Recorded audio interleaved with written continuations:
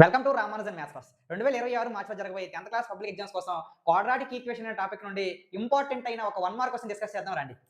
Form a quadratic equation. ఒక quadratic equation form చేయమంటాడంటే ఏంటంట, whose roots are real and equal. ఆ roots అంట రియల్ గా ఉండాలి, మోస్ట్ ఇంపార్టెంట్ ఈక్వల్ గా ఉండాలి.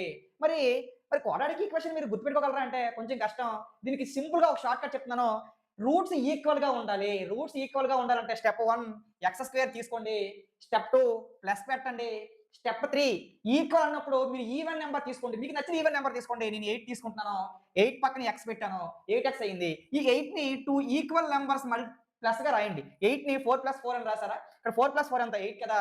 ప్లస్ పెట్టి అదే 8ని ఇక్కడ 4 + 4 రాసారు. ఇక్కడ 4 × 4 పెట్టండి. 4 4 జార్ 16 0 పెట్టండి.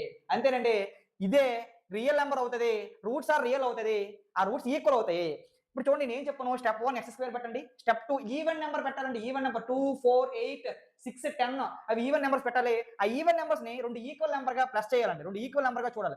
ఇక్కడ 8 పెడితే 4 + 4, 10 పెడితే 5 + 5, 12 పెడితే 6 + 6. వీటిని ఇంటూ చేయాలి ఇక్కడ. 4 × 4, 5 × 5, 6 × 6 ఈ విధంగా ఈక్వల్ గా మల్టిప్లికేషన్ చేసి ఇక్కడ వేయాలండి.